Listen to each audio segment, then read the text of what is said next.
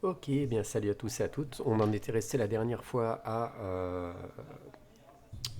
nos premières routes, pardon, et à nos premières vues. On avait été modifier un petit peu nos différentes vues, donc si on reprend réellement là où on en était, on va faire un petit PHP artisan serve et on va remettre en route notre serveur. C'est parti, on va se remettre ici et en fait on avait donc nos vues qui étaient parfaitement fonctionnelles et nous permettaient de venir modifier les contenus en fonction de ce qu'on souhaitait. Ok, donc là ce qu'on va voir maintenant c'est comment ajouter du style à tout ça. Autrement dit, par défaut, on a pu remarquer qu'on avait un dossier ressources ici qui comportait du CSS et du JS. On va d'abord s'intéresser au CSS et ensuite on verra le JS. Alors nous, dans notre cas, on va préférer utiliser du SAS plutôt que du CSS. Enfin, personnellement, moi je préfère utiliser du SAS. Donc je vais me créer un petit dossier que j'appelle SAS. Et dans ce dossier, je vais aller créer un fichier que j'appelle app.css. Donc là, je vais utiliser du SCSS à proprement dit. Donc à l'intérieur, on peut se faire peut-être une classe, je sais pas, red, qui elle aura du color red, peu importe. Donc là, nos textes seront en rouge s'ils ont cette classe. Ok. C'est tout bon. Maintenant, ce qu'on va faire, c'est qu'on va aller fouiller un petit peu notre Webpack Mix qu'on a tout en bas. Alors, c'est quoi Webpack? C'est un compilateur en quelque sorte, hein. On va lui donner ce qu'on veut convertir et il va le faire à notre place. Alors, on ne va pas rentrer dans les détails réellement de ce que Webpack est capable de faire. Je vous laisserai évidemment aller découvrir directement sur le site Webpack. Hop là, comment tout ça fonctionne. Ok, il va vous expliquer, hein. Donc nous, on va s'intéresser simplement à SAS et à JS, hein, à ces formats-là tout simplement. Donc on revient ici.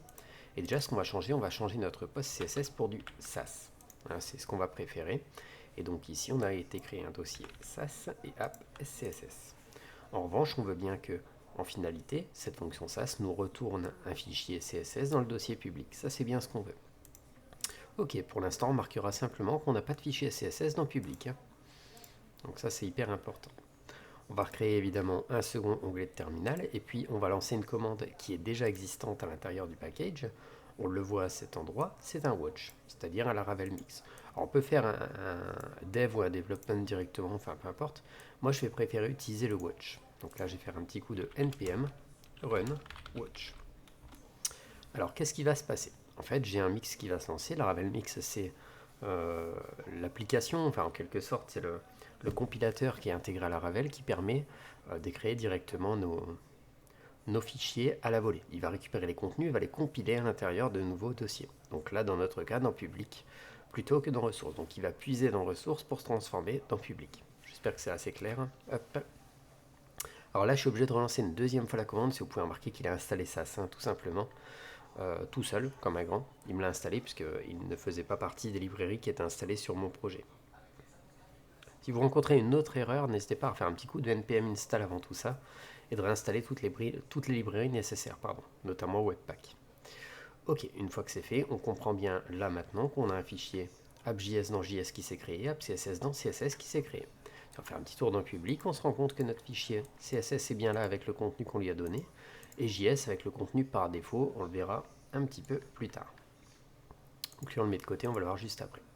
En revanche, ça veut donc dire que maintenant, je vais utiliser en fait le app.css qui est dans mon dossier public. Donc je vais retourner juste dans mes vues et je vais retourner dans ma vue principale, c'est-à-dire à app blade, et je vais revenir ici. Pourquoi sur lui? Parce que comme ça s'adaptera à tous les modèles qui seront, enfin toutes les pages qui utiliseront ce modèle en fait. C'est exactement ce que je veux, hein, finalement. Donc là, je vais linker un fichier CSS qui sera dans le dossier CSS et qui s'appellera app.css. Souvenez-vous que quand on est ici, on est déjà dans le dossier public puisque notre seul fichier utilisé, c'est l'index.php. Donc c'est bien dans ce même dossier que je vais aller dans CSS et dans app.css. Je peux faire, si je le souhaite, tout de suite la même chose avec mon script source.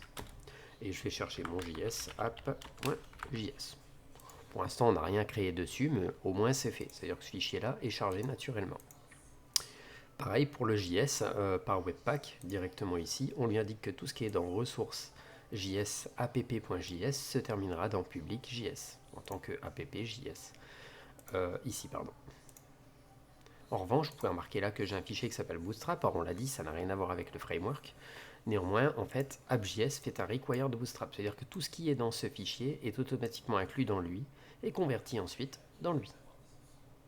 Ok, j'espère que c'est assez clair, mais en fait, on va composer dans tout ça, puis ça va se transformer tout seul dans tout ça. Voilà quel est le rôle du npm run watch, c'est-à-dire du webpack, tout simplement. Ok, maintenant pour vérifier que ça c'est fonctionnel, on va retourner sur welcome, et puis on va simplement ajouter une classe red à notre premier paragraphe, et qu'au premier. Je retourne sur ma page welcome, je rafraîchis, j'ai bien du rouge sur mon premier paragraphe. Donc si je vais créer d'autres éléments sur mon sas, ici, et que je lui indique par exemple un font weight bold, alors je m'inspire beaucoup de Bootstrap, on verra comment on le ramène dans quelques secondes. Ici j'ai un font weight bold, je vais indiquer simplement que j'ai un font weight et que je veux du bold. Moi ça va me permettre maintenant dans mon welcome de dire par exemple sur celui-ci, je vais créer une classe qui s'appelle font weight bold. Ok, maintenant si je rafraîchis, automatiquement j'ai du bold ici. Parce qu'en fait, mon watch qui est en bas, à chaque fois que je fais des modifications, il vient me les appliquer et il vient directement me compiler tous mes fichiers à l'intérieur. Donc tous mes styles, toutes mes classes et ainsi de suite, tout se compile naturellement. C'est vraiment très très sympa. Alors évidemment, maintenant on se dit, plutôt que nous créer nos classes ici, si on allait récupérer par exemple un bootstrap. Alors pourquoi pas, on va rouvrir un nouveau terminal. Et ici, on va lancer une petite installation de Bootstrap. Donc là, il va aller me chercher Bootstrap 5, il va me l'installer en local, super. Et là, ce que je vais faire dans app, ici, je vais faire un import, et je vais aller chercher finalement, hop là, dans mon node module, Bootstrap,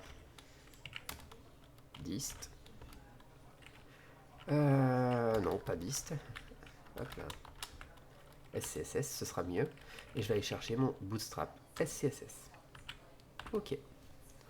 En faisant ceci, on va regarder si la compilation s'est bien passée, elle est en train, donc elle va être un petit peu plus longue que d'habitude, mais là en théorie si je recharge, nous avons bien le style Bootstrap qui vient d'apparaître. Donc là je pourrais m'amuser évidemment à créer mes petits containers et tout ce qui va bien, ce qu'on va faire tout de suite. Donc on va faire notre container qui lui contiendra une row, qui lui contiendra une école. Et à l'intérieur on recolle tout ce qu'on avait. On vérifie. Hop. Allez, allez. Container, row, call, et j'ai tout mis à l'intérieur.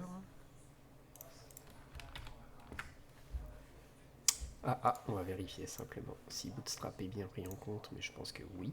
Oui, pourtant. J'ai dû faire une erreur quelque part.